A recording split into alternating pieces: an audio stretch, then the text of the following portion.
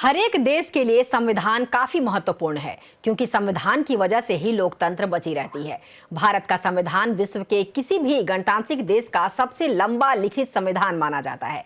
आज संविधान दिवस के मौके पर झारखंड की सत्तारूढ़ दल झामुमो के प्रदेश प्रवक्ता मनोज पांडे रफ्तार मीडिया से बात करते हुए क्या कुछ कहा, देखे इस रिपोर्ट के जरिए। आज पूरा देश संविधान दिवस मना रहा है। संविधान के वजह से ही यह देश अच्छी तरह से चल पा रही है। इसी को लेकर हमारे साथ अभी बातचीत करने के लिए मौजूद है जेएमएम के प्रवक्ता मनोज पांडे।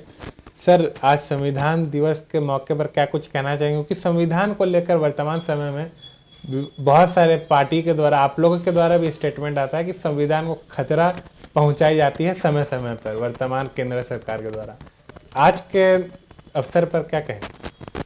देखिए, समय समय पर नहीं, संविधान खतरे में है पिछले 7 से 8 सालों में। जब से ये मोदी सरकार आई है, भारतीय जनता पार्टी की सरकार, संविधान तब से खतरे में है। संविधान के विभिन्न प्रावधानों को दरकिनार किया जाता रहा। जो एक मूल भावना है संविधान की, उस मूल भावना को अवरुद्ध किया जाता रहा है। कई एक ऐसे उदाहरण हैं। जो संवैधानिक संस्थाएं हैं, आज वो पंगु बना दी गई हैं। आज उन्हें बंधक बना लिया गया है और उनको सरकार के द्वारा डिक्टेट किया जाता है, मजबूर किया जाता है कि वो सरकार के सोच के अनुरूप कार्य करें, जो कि पूरी तरह से संविधान के लिए बहुत ही बड़ा खतरा है। लोकतंत्र का कहीं न कहीं हनन हो रहा है। ऐसा पहले कभी देखने को न मिलता था।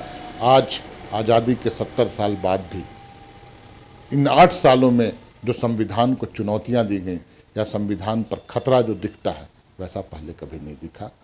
बहुत ही संकट की घड़ी है लोकतंत्र के लिए और संविधान के लिए। आज सभी तमाम नागरिकों, तमाम लोगों को या तमाम राजनीतिक दलों को इस पर गंभीरतापूर्वक विचार करना चाहिए। और मुझे लगता है इसमें सभी की भूमिका है, या विधायिका हो, कार्यपालिका हो, न्यायपालिका हो। न्यायपालिका की भूमिका विशेषकर बहुत महत्वपूर्ण हो जाती है, क्योंकि जब कोई तानाशाह देश की गद्दी पर बैठता है और संविधान को पूरी तरह से अपने अंदाज में हाँकने की कोशिश करे, तो न्यायपालिका की भूमिका बहुत ही महत्वपूर्ण हो जाती है। और आज लोग उम्मीद भरी निगाहों से न्यायपालिका को देख रहे हैं।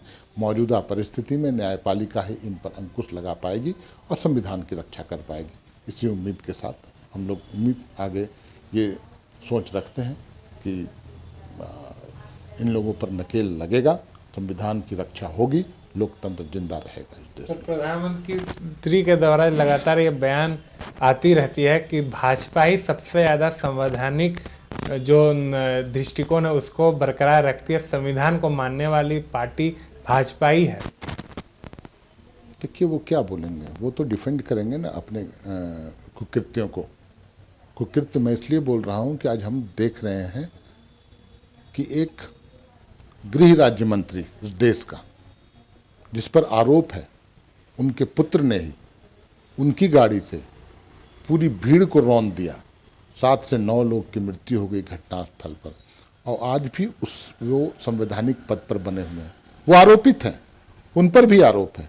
गाड़ी उनकी थी, बेटा उनका था। और भी कई मामले सामने आए हैं।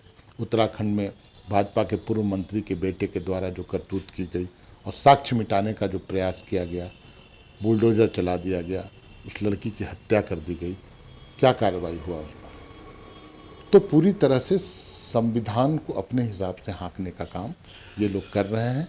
डिफेंड करेंगे, बड़ी बड़ी बातें बोलेंगे, लेकिन धरातल पर स्थिति क्या है, आज संवैधानिक संस्थाएं किस तरह से काम कर रही हैं, ये किसी से छुपा नहीं। आखिरी सवाल आपसे रहेगा कि युवाओं को क्या संदेश देंगे, क्योंकि आने वाले समय में युवा ही इस देश को संभालेंगे और संविधान को भी वो देखेंगे। तो संविधान दिवस के अवसर पर क्या कहेंगे खास तौर पर युवाओं से? देखिए, मुझे लगता है आज हेमंत सोरेन जी अपने क्रियाकलापों के द्वारा झारखंड ही नहीं अपितु पूरे देश में, पूरे भारतवर्ष में युवाओं के रोल मॉडल के रूप में स्थापित हो चुके हैं।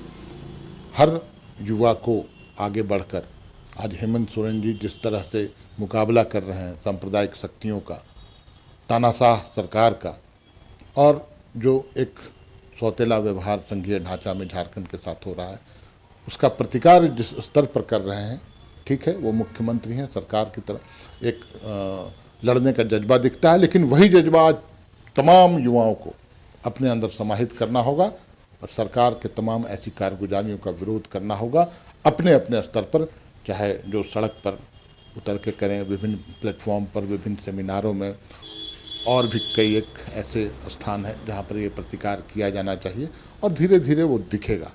क्योंकि देश में और भी कई युवा नेतृत्व हैं, हेमंत सोरेन जी उन सभी में अग्रणी हैं और लोग एक सीख लेते हैं, एक लेसन लेते हैं कि कैसे लड़ा जाता है इन शक्तियों से। निश्चित तौर पर आने वाले समय में युवाओं में एक नया उत्साह, नया जोश देखने को मिलेगा और देश में लोकतंत्र भी बचेगा, संविधान भी बचेगी और ऐसे तानाशाह लोगों को उखाड़ फेंकने में युवा ही मुख्य भूमिका में रहेंगे। जैसा कि आपने देखा किस प्रकार से इनका कहना है कि संविधान को बचाने को लेकर ये सरकार कार्य करेगी और युवाओं को भी ये संदेश दिया है। अवतार मीडिया से संवाददाता सौरभ राय, सहयोगी मुकेश के साथ, रांची।